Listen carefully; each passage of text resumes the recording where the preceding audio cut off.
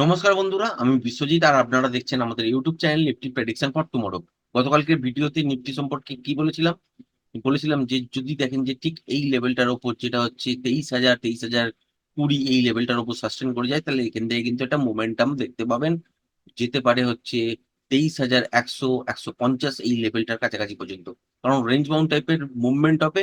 তো সুতরাং এর বেশি কিন্তু পাবেন না। এখন চলছে ইন্ডিয়া ভিক্স 22 এই লেভেলটার কাছাকাছি। তো এখানে মোটামুটি একটা রেঞ্জ বাউন্ড এর মুভই হয় ১-১৫০ পয়েন্ট, ২০০ পয়েন্ট কখনো, কখনো এটা কিন্তু দেখতে পাওয়া যায়। একটা ট্রেন্ডিং মার্কেটের রেঞ্জ কিন্তু এখানে ৩৫০, ৪০০ পয়েন্ট এইরকম কিন্তু দেখা যায়। আর যারা টেকনিক্যালটা শিখেছেন তারা বুঝতেই পারছেন যে গ্যাপ আপ খোলার পর তলার দিকে যখন আসে তারপর কিভাবে ট্রেড ধরতে হয় এবং সুন্দর কিন্তু আজকের দিনে প্রফিট বেরিয়েছে। তারপরেও একটা সুন্দর ট্রেড কিন্তু বেরিয়েছে সেল সাইডের দিকে। ঠিক এই জোনটা যদি আপনারা খেয়াল করেন, যারা টেকনিক্যালটা শিখেছেন তারা বুঝতেই পারবেন এর মধ্যে কি দেখেছেন এমন যেখান থেকে শর্ট করা যায়। আর এই লেভেলটা ব্রেক হওয়ার পরই কিন্তু সুন্দর তলার দিকে কিন্তু মুভমেন্ট চালু হয়ে গেছিল এবং সুন্দর কিন্তু আজকের দিনে বোথ সাইড মুভমেন্ট পাওয়া গেছে রেঞ্জ বাউন্ড বাজার হওয়া সত্ত্বেও। কালকের দিনের জন্য যদি দেখেন কোনো কারণে ঠিক এই লেভেলটাই ব্রেক করে সাস্টেন করে যাচ্ছে, যেটা হচ্ছে 22,930 এই লেভেলটাই যদি ব্রেক করে সাস্টেন করে যায় বা 22,920 এই লেভেলটার তলায় যদি কন্টিনিউ সাস্টেন করতে থাকে, তাহলে সেক্ষেত্রে আপনারা কিন্তু টার্গেট হিসাবে এতদূর পর্যন্ত দেখবেন, যেটা গতকালকের ভিডিওতে টার্গেটটা আপনাদের সাথে শেয়ার করে দেওয়া ছিল যে 22,800 এই জায়গাটার কাছাকাছি পর্যন্ত কিন্তু স্ট্রেট ফল দেখবেন। এর তলাতে আসতে গেলে বাজারের মধ্যে কিন্তু ফ্রেশ প্রাইস অ্যাকশন দেখে প্যাটার্ন কি তৈরি হচ্ছে, তবেই আপনি এখান থেকে শর্ট করতে পারবেন। আদারওয়াইজ এইসব জায়গা থেকে আপনারা কিন্তু রিভার্সাল দেখতে পারেন। এবার যদি দেখেন যে মর্নিং এই গ্যাপ ডাউন হয়ে গেছে এবং স্ট্রেট তলার দিকে 22,800 এই লেভেলটার কাছাকাছি পর্যন্ত এসছে, এখানেও কিন্তু আপনারা ট্রেড পেতে পারেন। ছোটখাটো পুল ব্যাক নিয়ে যদি লেভেলটাকে ব্রেক করে মর্নিং এই, তাহলে কিন্তু তলার দিকে আপনারা কিন্তু একটু বড় মুভ দেখবেন এবং সেই ক্ষেত্রে টার্গেট হিসাবে চলে আসবে কিন্তু 22,650 এই জোনটার কাছাকাছি পর্যন্ত। ঠিক এতটাই কিন্তু ফল দেখতে পারেন। এবং যদি দেখেন যে মর্নিং এই গ্যাপ ডাউন খোলার পর স্ট্রেট মুভ হয়েছে, তারপর পুল ব্যাক নিয়ে লেভেলটাকে আবার ব্রেক করছে, সেক্ষেত্রে আপনারা কিন্তু মোমেন্টামটাকেই ফলো রাখবেন। ঠিক 22,650-60 এই জোনটা আসার সময় দেখবেন যে কতটা পর্যন্ত মোমেন্টাম পাচ্ছেন। যতক্ষণ মোমেন্টাম থাকবে ততক্ষণই কিন্তু হোল্ড করবেন। মোমেন্টাম যখন লস হবে একবার কিন্তু আপনারা এক্সিট হয়ে যাবে পজিশন থেকে। কারণ কি, মোমেন্টামের সঙ্গে যখন ট্রেড হবে সেখানে তো পুটটার ভ্যালুয়েশন বাড়বে, কিন্তু মোমেন্টাম যদি দেখা যায় যে 22,720, 22,750 এর কাছাকাছি এসে থেমে যায়, তারপরেও একটা যে নয়েজ হবে তারপরে তলাতে পড়লেও কিন্তু পুটটার ভ্যালুয়েশন অতটা বেশি পারবে না। সুতরাং 22,800 এই লেভেলটা যখনই ব্রেক করবে, যদি দেখেন যে একটা পুল ব্যাক নিয়ে লেভেলটাকে ব্রেক করছে, সেক্ষেত্রে আপনারা শর্ট করতে পারেন। 22,650 এই লেভেলটা আসার সময় দেখবেন যতক্ষণ পর্যন্ত মোমেন্টাম আছে ততক্ষণই কিন্তু হোল্ড করবেন। আবার যদি দেখা যায় যে বাজার খুললো হয়তো গ্যাপ আপ, খোলার পর তলার দিকে এলো, দেখলেন যে 22,920 এই লেভেলটা আর ব্রেক করছে না। সেক্ষেত্রে উপরের দিকের জন্য আপনারা ট্রেড পাবেন এবং স্ট্রেট এই যে জোনটা দেখাচ্ছি এই জোনটার মধ্যেই কিন্তু বাজার চলে আসবে। মানে 23,050 থেকে 23,100 এই জোনটার মধ্যেই কিন্তু বাজারকে আপনারা দেখতে পাবেন এবং এখানে এসে দেখতে হবে যে মোমেন্টাম কেমন আছে। মোমেন্টাম যদি থাকে তাহলে কিন্তু ট্রেডটাকে হোল্ড করতে পারেন, লাইভ হাই আবার দেখবেন। আর যদি দেখা যায় যে মোমেন্টাম লস করছে তাহলে এখানে এসে একবার পজিশনটাকে স্কয়ার আপ করে দেবেন। যদি দেখা যায় যে ফার্স্ট হাফের মধ্যেই ঘটনাটা ঘটে গেছে, সেকেন্ড হাফের শুরুতে আবার লেভেলটাকে ব্রেক করছে, সেই ক্ষেত্রে প্যাটার্নটাকে দেখতে হবে।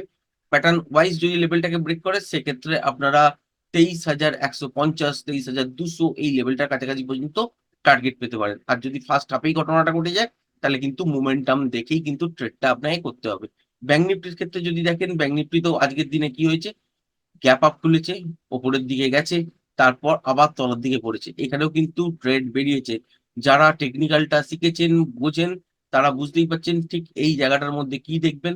আর দেখার পরই কিন্তু সুন্দর ট্রেড আজকের দিনে বেরিয়েছে এবং হোল্ড করাও কিন্তু অনেকক্ষণ ধরে সম্ভব হয়েছে আজকের দিনে।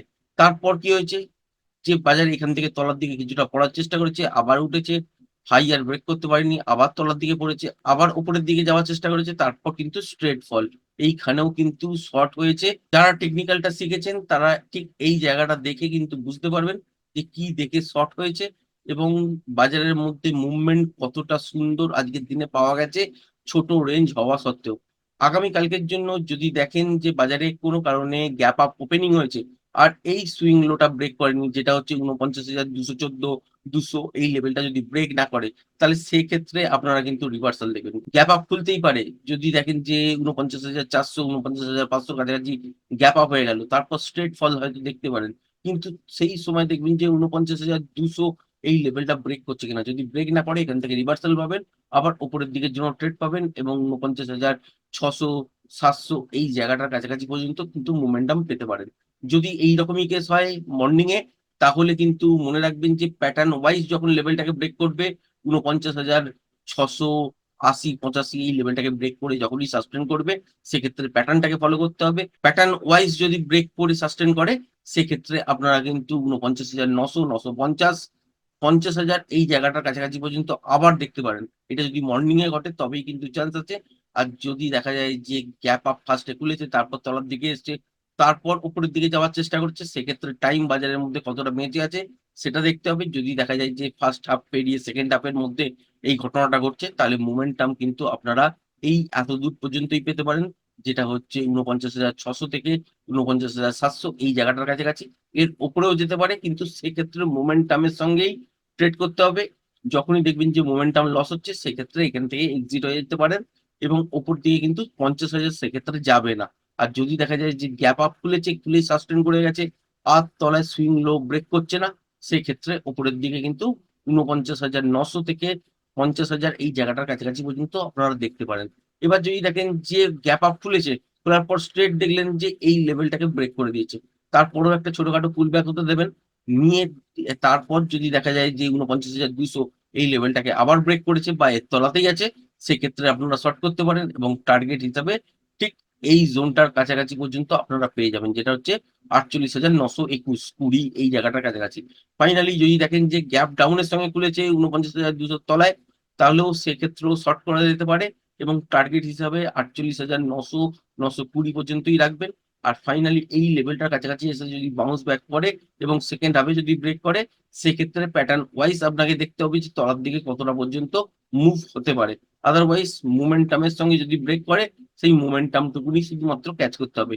এর বেশি কিন্তু ট্রেড এখান থেকে কিন্তু বেরোবে না।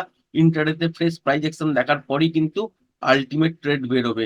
যদি কোন কারণে দেখেন যে গ্যাপ আপ এ খুলেছে আর এই লেভেলটাকে আর ব্রেক করছে না তলার দিকে, সেক্ষেত্রে উপরের দিকে যাবে। আর যদি দেখা যায় যে গ্যাপ ডাউন এ খুলেছে এই লেভেলটার কাছাকাছি, তাহলে স্ট্রেইট মুভ আপনারা ৪৮,৯০০, ৯২০ এই জায়গাটার কাছাকাছি পর্যন্ত দেখতেই পারেন। আর যদি এখান থেকে কোন রকম ছোটখাটো পুল ব্যাক নিয়ে লেভেলটাকে ব্রেক করে বা প্যাটার্ন ওয়াইজ ব্রেক করে, সেই ক্ষেত্রে আপনারা একটুখানি নয়েজ দেখতে পেলেও এতদূর পর্যন্ত টার্গেট পেতে পারেন। যেটা হচ্ছে ৩৮,৬৭৩ থেকে ৭০০ এই জোনটার কাছাকাছি পর্যন্ত। এর তলাতেও যেতে পারে। সেক্ষেত্রে দেখতে হবে যে এই ঘটনাটা কখন ঘটছে। যদি ফার্স্ট হাফ এ ঘটে, তাহলে কিন্তু চান্স থাকবে। আর যদি সেকেন্ড হাফ এ ঘটে, তাহলে এইখান থেকেই কিন্তু ছোটখাটো রিভার্সাল হয়ে যাওয়ার চান্সেস থাকবে। আশা করি ভিডিওটা পছন্দ হয়েছে। ভিডিওটা যদি পছন্দ হয়ে থাকে চ্যানেলটাকে অবশ্যই লাইক, শেয়ার, সাবস্ক্রাইব করবেন। আজকের ভিডিওটা এই পর্যন্তই। ধন্যবাদ।